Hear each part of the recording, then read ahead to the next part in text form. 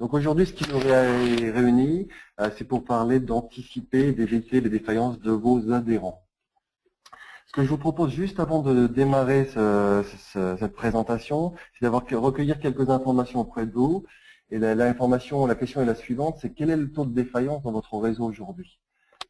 S'il est inférieur à 5%, je vous demanderai d'appuyer sur la première réponse. La seconde, entre 5 et 10%. Et la seconde, supérieure à 10%. Je vous laisse quelques secondes pour pouvoir y répondre.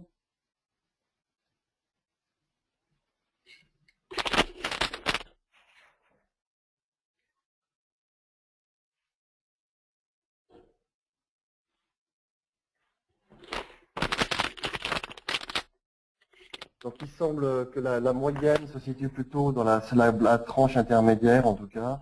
On a plus de la moitié qui se situe entre 5 et 10%. Donc qui est un nombre, on regardera tout à l'heure, qui est plus bas que le marché généralement. Et on le verra que dans les réseaux organisés, c'est souvent le cas. Mais c'est un nombre qui est conséquent malgré tout.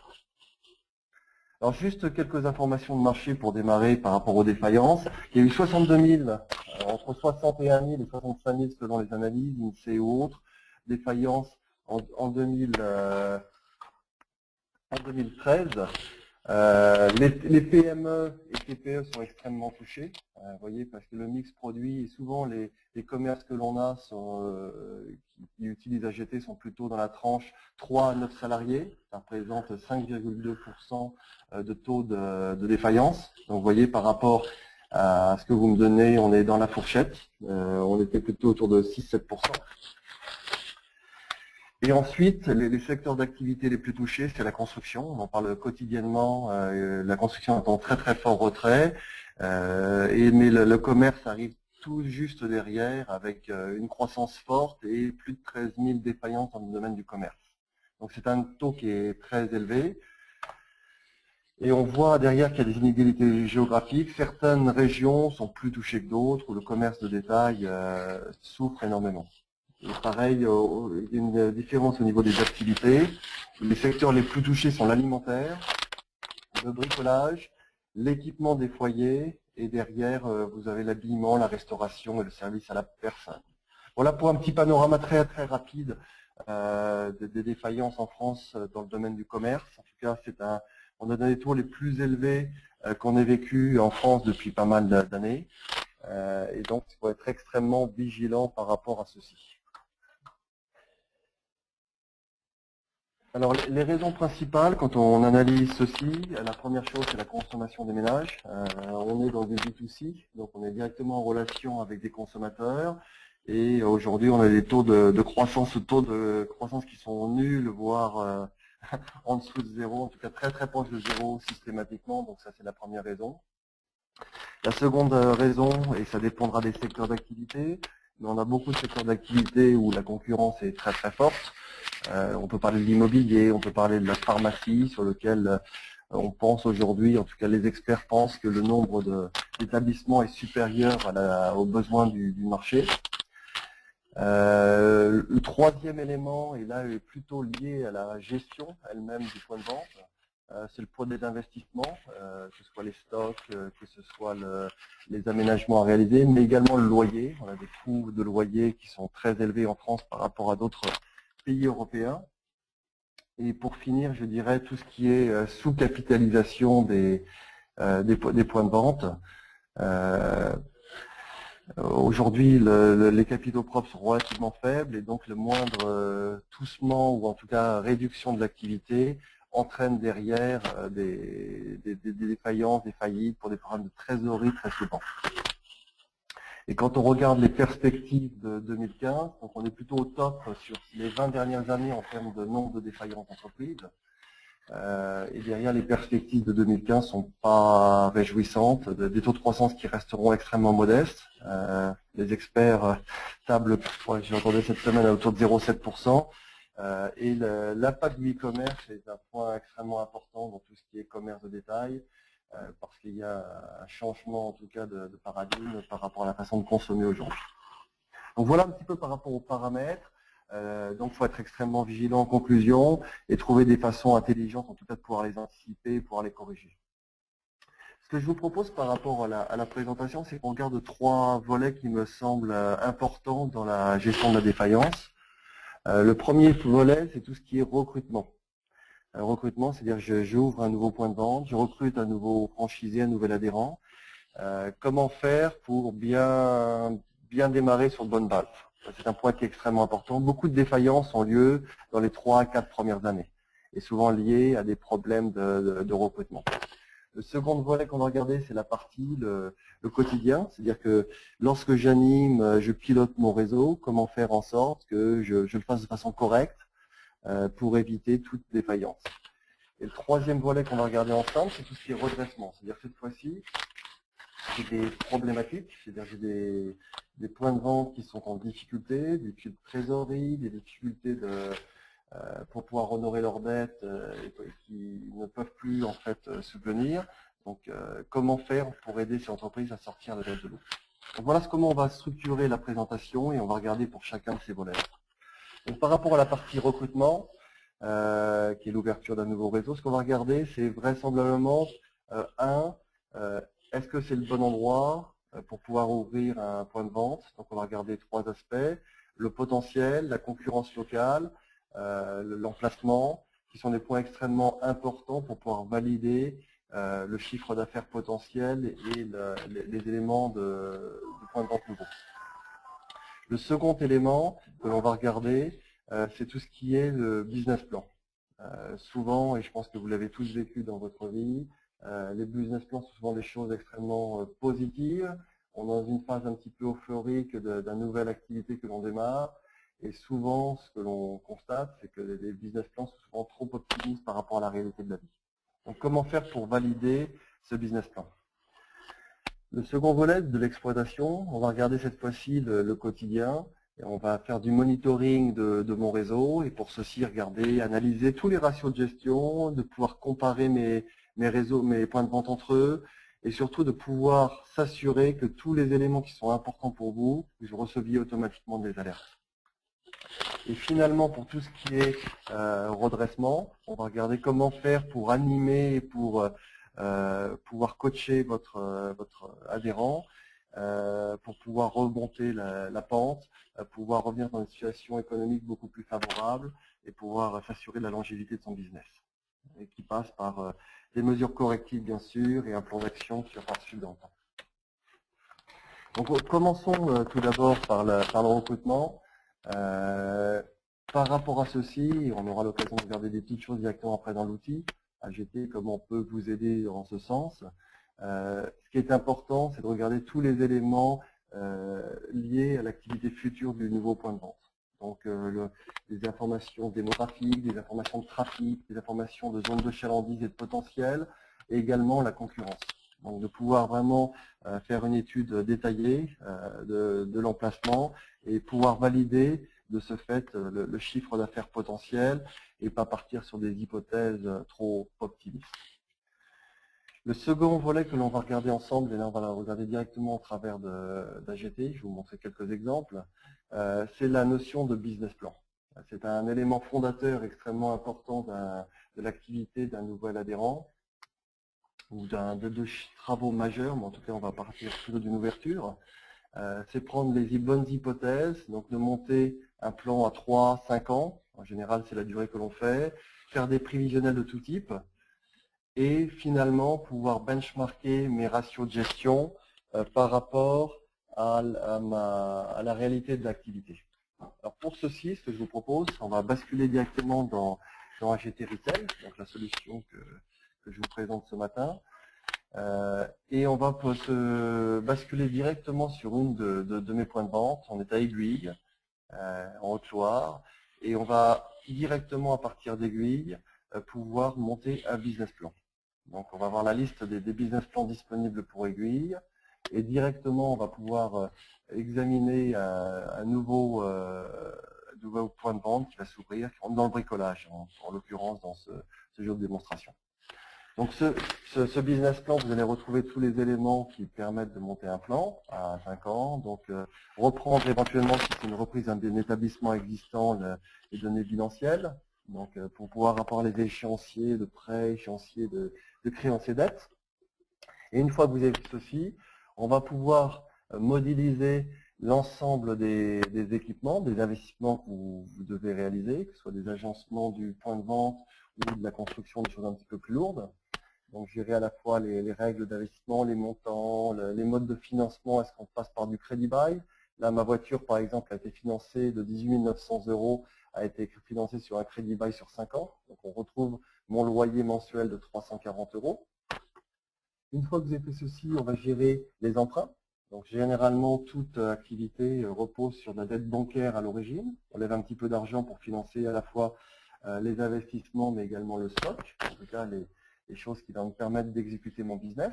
Donc là, vous allez retrouver automatiquement les emprunts avec le montant du capital, le reste rendu et donc les remboursements. Une fois qu'on a fait tout ceci, les autres financements, donc généralement, au-delà de la dette bancaire, il y a des apports qui sont réalisés en nature ou en espèces, en compte courant ou en capital, qu'on va pouvoir apporter. On va retrouver donc mes emprunts que je réalise, j'ai un emprunt de 100 000 €, mais également le récap de mon crédit bail mobilier qui correspondait à mon véhicule que j'ai. Donc, on a bâti, on a regardé tout le volet, cette fois-ci, investissement et financement. Le volet suivant, c'est tout ce qui est vente et marge. Donc là, ce qui est important de valider, c'est de retrouver l'ensemble et de monter toute ma structure de compte de résultats, donc avec ma saisonnalité mensuelle. Et là, c'est une chose qui est intéressante déjà, c'est qu'on remet comme information à la personne qui réalise ce nouveau business plan la mensualité, la saisonnalité, excusez-moi, du chiffre d'affaires. Donc, par rapport à un panel référent, on lui donne comme information des informations à la fois sur la saisonnalité du chiffre d'affaires, mais également les taux de marge. Les taux de marge peuvent être par famille de produits ou sous famille directement. Une fois que vous avez construit la partie haute du compte de résultat, on va gérer les achats et stocks, les salaires détaillés, donc pour tous les collaborateurs en gérant la saisonnalité, par exemple s'il y a des vendeurs, ce genre de choses. On va pouvoir détailler l'ensemble des charges, donc avec des règles de gestion, par exemple sur la cotisation publicitaire, ce genre de choses, qui sont généralement une norme dans les réseaux. Et une fois qu'on a terminé ce paramétrage-là, on va pouvoir gérer une chose qui est extrêmement intéressante, c'est-à-dire qu'on va avoir une synthèse avec un seuil de rentabilité, donc un point mort pour le point de vente de rentabilité. On va pouvoir avoir le compte d'exploitation détaillé, avec toutes les lignes du compte d'exploitation, mais également un tableau de financement, qui est une chose intéressante, et une trésorerie prévisionnelle. Ça, c'est majeur. Souvent, c'est le point que l'on sous-estime dans beaucoup de projets, c'est-à-dire qu'on a tendance à avoir une trésorerie qui est un petit peu limite, et en cas de difficulté, on passe sous la zone rouge et ça devient un petit peu compliqué dans ce cadre-là. Donc j'ai fini ce business plan. Le point qui me semble essentiel à ce niveau-là, c'est de pouvoir benchmarker ce business plan. Donc le business plan me donne des ratios de gestion. Donc je vois que mon taux de marge est de l'ordre de 44-45%, dans mon cas ici. Et je vais pouvoir le comparer, ce business plan, une fois que je m'identifie pour me donner mes droits, avec un certain nombre de filtres. Si je fais un panel, on va prendre celui d'hôtellerie, c'est pas celui que je voulais, mais peu importe. Et automatiquement, ce que va vous faire l'outil, c'est rajouter une colonne avec vos rations. J'avais rien d'hôtellerie en l'occurrence, mais là vous avez le centre-ville, puisque mon magasin est un magasin de centre-ville. Et je vois que ma marge totale, qui était de 44%, qui montait même à 45% dans les 3, et de l'ordre de 36% sur le panel qui s'appelle centre-ville. Donc ça me permet de voir que certains indicateurs de gestion, je suis peut-être passé un peu trop optimiste. 10 points, c'est énorme d'écart. Donc il va falloir que je revoie ma copie. Et donc ça, c'est un garde-fou qui est essentiel, je pense, qui permet de s'assurer que les hypothèses que l'on a prises sont bien les bonnes. Donc voilà pour ce que je voulais vous dire. Je vais essayer de revenir sur la page par rapport à la partie recrutement. Donc s'assurer, bien sûr, qu'on a le bon profil, la bonne personne, le bon emplacement, et ensuite surtout le point le plus important, c'est la validation des hypothèses du business plan. Et toujours regrettable de revenir 2-3 ans en arrière et dire ouais, si j'avais su, j'aurais fait les choses différemment. Donc cette partie de benchmarking est essentielle par rapport à ça. Essayer d'avancer un peu plus, je crois que je vais prendre du retard. Le second volet, c'est tout ce qui est exploitation. L'exploitation, il y a plusieurs choses que je voulais vous proposer qu'on regarde. Donc l'exploitation, j'ai l'ensemble de mes points de vente. On va fermer cette fenêtre. Revenir sur ceci. Voilà. Donc je reviens sur mon dashboard AGT qui me donne une vision de mon activité globale. Donc je suis à peu près 220 points de vente et je suis dans le bricolage à ce stade. Donc je retrouve différentes informations de gestion, mes stocks, mon chiffre d'affaires par rayon, j'ai pas mal d'informations. Je vois que globalement, ma marge, on va regarder mon chiffre d'affaires maintenant par unité, elle est en baisse de 1,5%. Je retrouve les 3 meilleurs, les 3 plus mauvais de mon réseau. Donc ce qu'on va regarder à partir de là, c'est piloter au quotidien le réseau avec un certain nombre d'indicateurs. On va revenir sur on va regarder d'abord les bilans globaux. On va regarder pour une période, on va se mettre sur une période un petit peu large, pour pouvoir consolider l'ensemble des bilans de mon réseau. Donc je retrouve ici l'ensemble de mes points de vente. Sur mes 212, j'ai 183 liasses. Je vois mon mix. Donc j'ai généré 7 millions de résultats, mais dans les 7 millions de résultats, j'ai 2 millions de pertes. Donc je vois que j'ai quand même 25% de mon réseau qui est en difficulté. Donc c'est important. C'est plus que les 5% ou 7% dont vous parliez.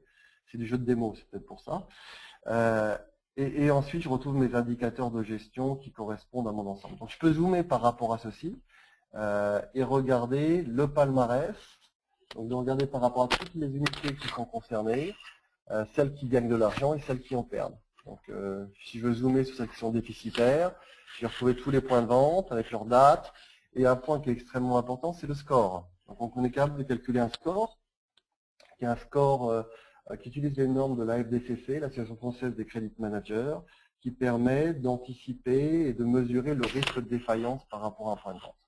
Donc on est capable de facilement voir le niveau de risque que l'on a sur un point de vente pour faire des plans d'action qu'on verra par la suite, mais de pouvoir remonter l'information rapidement pour voir les difficultés potentielles.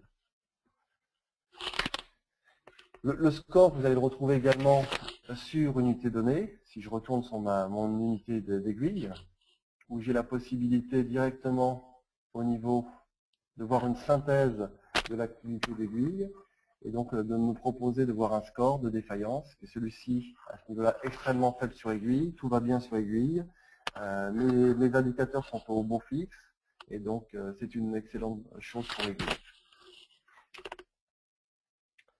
Je reviens sur ma présentation, que voici, que voilà. Donc, on a regardé rapidement, c'était le palmarès, on peut faire des tri, analyser, se faire sortir des anomalies, c'est toujours l'objectif, pour pouvoir focaliser son action sur ceux qui sont plus en difficulté.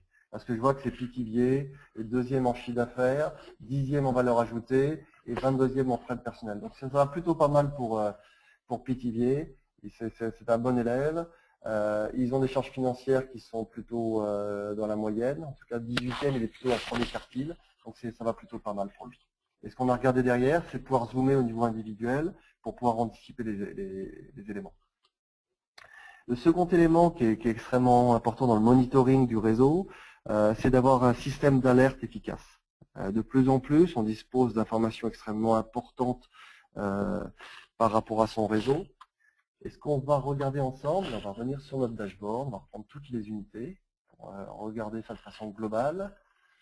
On a possibilité, si vous voulez, de pouvoir définir les indicateurs sur lesquels on va faire un focus particulier, et par rapport à ce focus particulier, avoir des alertes automatiques qui me remontent. Je suis intéressé par le niveau de trésorerie, par le panier moyen, par le mix produit, par le niveau de rentabilité. Donc tout indicateur est une chose intéressante, aussi bien que des événements. Donc ce qu'il est possible de faire grâce à AGT, en fait, c'est de pouvoir définir l'ensemble des indicateurs que vous avez ici, sur lesquels vous voulez mettre des alertes. Donc si par exemple je vais faire une alerte sur ma marge par rayon, par exemple, je vais pouvoir définir des seuils de rentabilité, c'est-à-dire que si je travaille sur une progression, si la progression est plus petite que de 10%, est inférieure à 10%, on va mettre à moins 10%. En l'occurrence ici, c'est-à-dire que si la baisse de mon chiffre d'affaires par rayon est supérieure à 10%, c'est rouge, inférieure à 5%, ça va être orange, Et si elle est négative ou égale à 0, ça va être jaune. Donc on peut définir des seuils par rapport à ceci. Et une fois qu'on a défini des seuils, souscrire à des alertes. Donc là, vous retrouvez l'ensemble des éléments. Donc vous retrouvez ici mon panier moyen dont on parlait, les achats par rayon. Donc je vais pouvoir y souscrire personnellement. Et à partir de ce moment-là, je vais avoir automatiquement des alertes qui me sont remontées sous forme graphique, avec cet objet graphique que vous trouvez ici d'alerte, qui va me permettre de zoomer dans le détail. Si je veux les 73 alertes qui sont importantes, je vais pouvoir directement les sélectionner. Et il va me donner pour mon périmètre, là je suis sur mes 211 points de vente, tout ce qui est grave. Donc grave, c'est les 200, c'était mes 71 qui étaient rouges en l'occurrence. Donc on va retrouver point de vente par point de vente sur Chambéry, le chiffre d'affaires est en baisse de 20%. Et ça, vous le recevez également par email. Donc pour moi, c'est un des points qui est extrêmement important, et c'est un point de vigilance qui permet, si vous voulez, de pouvoir être alerté au bon moment pour remonter l'information et pouvoir le corriger. Et pour petite information, vous avez une petite montre en bas à droite. Toute l'information remonte vers votre module ou tous vos objets connectés. L'objectif, c'est que ça remonte directement à vos animateurs, aux souscripteurs de l'alerte, qui peut être lui-même l'adhérent, qui veut être notifié d'informations, aussi bien que pour l'ensemble des animateurs et responsables de l'organisation. Et je terminerai ce point-là par tout ce qui est benchmarking, qui pour moi est un des points essentiels et sur lequel on insiste toujours avec AGT. C'est la possibilité pour n'importe quel indicateur de pouvoir se comparer par rapport à d'autres. Souvent, lorsqu'on a une performance dans un réseau, dans son point de vente, on a la tête dans le guidon et il est difficile de savoir si 3% de croissance c'est bien, pas bien. Et donc, il est essentiel à tout moment de pouvoir se comparer de façon interne, parce que je vous montre à l'instant même, c'est-à-dire que mes délais fournisseurs, moi je suis à 23 jours de mon côté, par contre, le panel de référence auquel je suis associé est à 42 jours. Donc en termes de trésorerie, j'ai peut-être quelque chose à regarder là-dessus parce que je paye un petit peu trop tôt mes fournisseurs. En revanche, mon taux de rotation de stock est faible, 1,89, donc une fois 89 par an, il tourne, moins de 2 fois, alors que la moyenne du réseau est à 3. Donc toujours ce qui est important, c'est que l'ensemble des indicateurs de gestion, pouvoir se comparer, pour pouvoir avoir les points sur lesquels on peut réellement travailler pour améliorer la performance. Et sans benchmarking, il est extrêmement difficile de progresser. Ça permet vraiment d'identifier les points sur lesquels on va pouvoir travailler. Le deuxième point de benchmarking sur lequel on travaille avec AGT, c'est tout ce qui est benchmarking, concurrence externe cette fois-ci. On parlait de concurrence interne, c'était plutôt les membres d'un même réseau, on ne parle pas de concurrence souvent, mais plutôt de partenaires. Et cette fois-ci, ce qui est intéressant, c'est que par rapport à ma zone de chalandise, par rapport à mon activité, de pouvoir sélectionner les points de vente concurrents et de pouvoir se benchmarker. Là, ce que j'ai fait, je suis dans le bricolage, je suis dans l'héros, et vous retrouvez par rapport à ceci, j'ai pu sélectionner tous mes concurrents.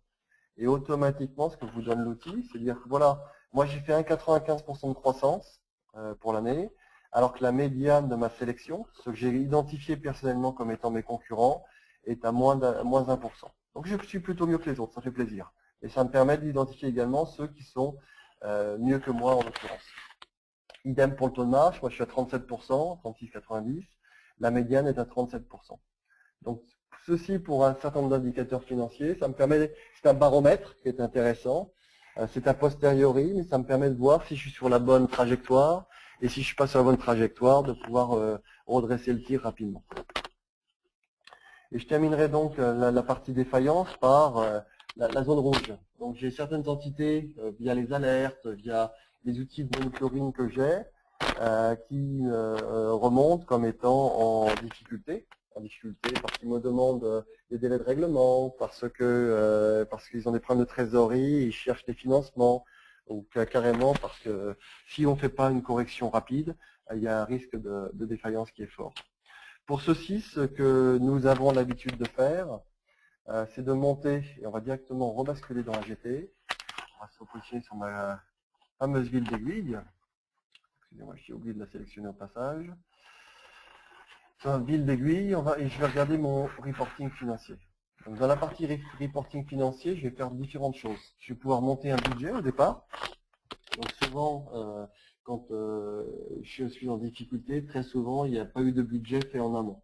C'est une constatation que l'on fait. Donc on fait un budget ou un atterrissage, ou en tout cas on fait un travail de reprévision pour analyser et prévoir les mois restants à venir. C'est le point de départ. Et ensuite on va pouvoir faire un reporting mensuel, donc de remonter de façon comptable nos balances comptables. On va regarder une consultation ensemble de la dernière balance comptable remontée pour Aiguille. Je crois qu'on est au mois de juillet 2014. Et donc là, j'ai intégré mes données comptables. Et ce qui est intéressant dans cette approche-là, c'est qu'automatiquement, je retrouve mon réalisé versus le budget. Donc, ça me permet poste à poste de regarder les écarts, les analyser derrière, de pouvoir regarder ma comparaison par rapport à l'année précédente. Et surtout, point important, d'avoir une projection d'exercice. Donc par rapport à la trajectoire sur laquelle je suis orienté aujourd'hui, de savoir si je suis sur la bonne route ou si je ne vais pas passer le cap et donc il faut que j'envisage des mesures plus drastiques déjà présentes. Ce qui est intéressant pour votre adhérent, c'est la possibilité de zoomer. Là, j'avais le plan de compte du groupement et de pouvoir descendre directement à son plan de compte local, celui du franchisé ou de l'adhérent, pour pouvoir analyser les comptes encore plus finement qu'au niveau de l'adhérent. Hop, je reviens sur le truc. Donc voilà la chose qui me semble essentielle, et derrière d'avoir un plan de suivi qui permet de comparer le réel versus budget, d'analyser les lignes, voir où est-ce que je peux faire des économies, s'il y a des charges variables que je peux réduire, améliorer mon mix produit côté haut pour améliorer ma marge globalement. Donc de travailler directement entre l'animateur et l'adhérent. Un point qui est essentiel derrière, c'est la trésorerie prévisionnelle. Parce que, comme je vous le disais précédemment, bon nombre de défaillances viennent d'un problème de trésorerie, d'un manque de capitaux de l'entreprise. Donc, ce qu'on font nos clients par rapport à ceci, et ce sont souvent les clients les plus performants, montent un plan de trésorerie prévisionnelle pour le point de vente dans ce cadre-là, dans lequel on va pouvoir rentrer également les échéances d'achat des marchandises. Donc, pour tout ce qui est fort en stock, les activités où il y a du stock, de pouvoir anticiper à l'avance ces échéances et de pouvoir voir la trésorerie prévisionnelle. Là, je suis semaine par semaine et je peux voir mon niveau de trésorerie. Là, j'ai une belle trésorerie, 500 000 € de trésorerie ou 200 000 € de trésorerie, c'est pas mal. Donc, l'ensemble des encaissements, décaissements, que ce soit les loyers, il y a des choses qui sont trimestrielles. On trouve par exemple les charges, les salaires sont mensuels, par contre les charges sociales vont être trimestrielles. Donc tout ceci va être cadencé automatiquement sur mon plan de trésorerie et ça va me donner un prévisionnel tout à fait clair et simple à suivre. Donc en conclusion de cet entretien de ce matin, pour moi c'est un cercle vertueux qui est extrêmement important. Bien recruter au départ, partir sur de bonnes bases. Une fois qu'on a embarqué ces adhérents, c'est les suivre de façon extrêmement vigilante. Plus on a d'outils de planification, pour améliorer une performance, il faut la prévoir. Et une fois qu'on prévoit, la première fois on me dit toujours c'est compliqué. Plus on prévoit, plus on analyse les écarts par rapport à une prévision, plus on maîtrise son activité. Ça c'est une évidence et qui améliore vraiment la performance des réseaux. Donc important, c'est rentrer dans ce cercle vertueux, bien recruter, bien suivre. Et quand malheureusement on arrive dans des périodes des zones rouges, le redressement ou l'amélioration de la performance, c'est de pouvoir vraiment suivre son adhérent sur une fréquence extrêmement courte, hebdomadaire souvent. Et pour ceci, il est important que l'animateur ait un rôle de coach. Donc au-delà d'être juste quelqu'un qui stimule les ventes, quelqu'un qui puisse aider, analyser, contrôler, définir des plans, les suivre dans le temps et d'être vraiment le coach de votre adhérent. Voilà par rapport à la présentation, en tout cas, ce que je voulais vous dire. Nous avons prévu maintenant d'ouvrir la session à des clients, à des questions. Ce que je vous propose, Christy va vous proposer de poser des questions que nous allons recevoir et j'essaierai d'y répondre. En tout cas, je laisse la main à Christy. Oui, alors absolument, nous avons plusieurs questions. La première question, comment faites-vous pour proposer vos services lorsque le franchisé est indépendant? Je répète la question. Comment faites-vous pour proposer vos services lorsque le franchisé est indépendant? Alors, tous les franchisés sont indépendants par nature. Que ce soit une coopérative, ce sont des entrepreneurs indépendants qui ont leur propre activité et qu'on choisisse généralement de rejoindre un réseau pour du marketing, une puissance d'image, de la publicité, une puissance d'achat, de pouvoir bien acheter les bons produits au bon prix. Et la dernière chose, c'est pour tout ce qui est meilleure pratique. Ce qui est important, c'est de renouer vraiment un partenariat, une collaboration, et que le franchisé et le franchiseur travaillent ensemble pour une réussite commune. Et créer cette confiance s'instaure dans le temps, ça c'est évident. Et ce que je vois dans beaucoup de réseaux, parce que je vous parlerai de mon expérience au travers de nos 70 enseignes, plus cette confiance est instaurée entre le franchiseur et le franchisé, plus il y a de collaboration, plus la performance globale du réseau est forte. Donc, c'est quelque chose qui peut s'imposer. Après, c'est une question de culture du réseau, mais souvent, c'est surtout quelque chose qui se construit dans le temps, cette relation de confiance. Très bien. Seconde question. Pour le montage des business plans, votre interlocuteur est-il adhérent ou un salarié du groupement? Je répète la question. Pour le montage des business plans, votre interlocuteur est-il adhérent ou un salarié du groupement? Non, pour des raisons souvent juridiques, et ça c'est extrêmement important, on faut être vraiment vigilant dessus. La plupart du temps, c'est l'adhérent qui le fait, et l'adhérent qui le fait en contact avec son expert comptable.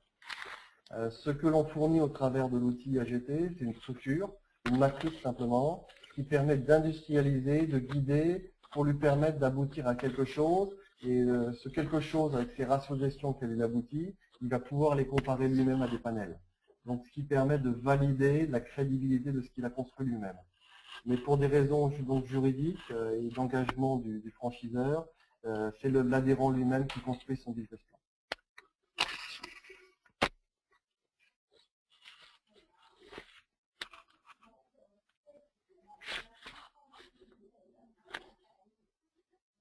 Christy ?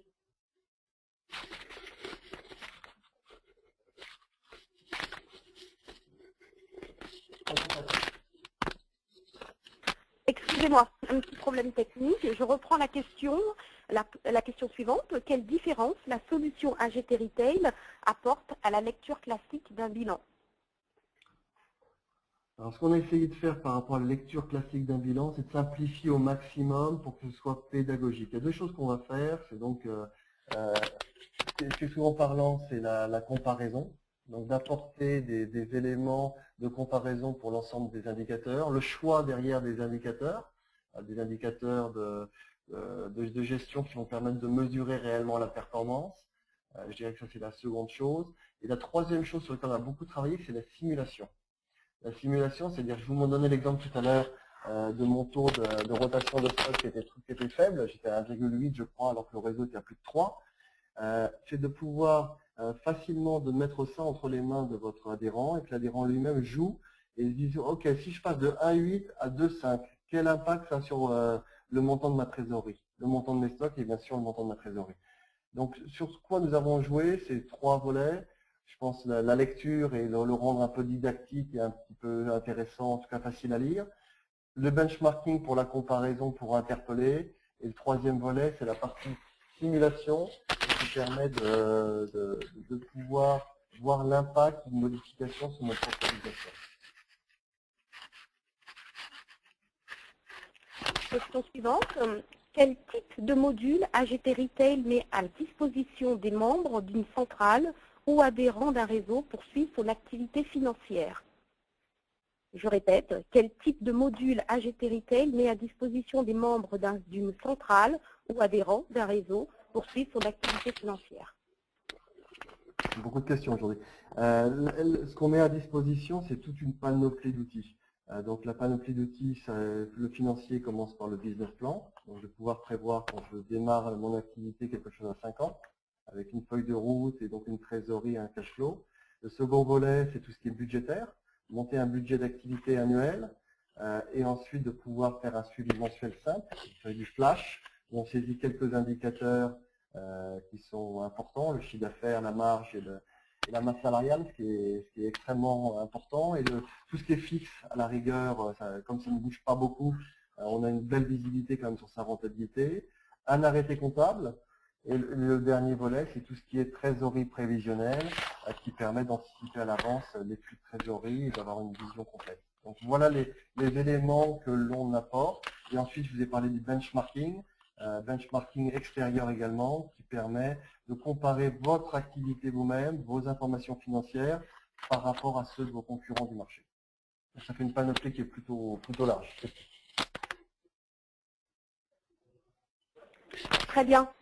Nous avons fait le tour des questions qui nous ont été posées. Je me permets de remercier Laurent pour son intervention. Sachez que nous sommes à votre disposition pour répondre à toutes vos questions. Vous pouvez contacter directement Laurent Dubernay sur son adresse email, l.dubernay@agt-groupe.com, ou moi-même Christy, c.genteuil@agt-groupe.com. L'équipe commerciale d'AGT se tient également à votre disposition. La présentation qui vous a été faite sera disponible. Elle a été enregistrée et nous la mettrons à votre disposition sur notre blog. N'hésitez pas à le visiter. Vous aurez des informations complémentaires sur la solution, sur notre expertise. Nous mettrons également la vidéo à disposition sur notre compte YouTube. Écoutez, encore merci à tous pour votre présence et nous vous ferons parvenir très prochainement les prochaines dates de webinaire AGT. Voilà, très bonne journée à vous et à très bientôt, je l'espère. Au revoir.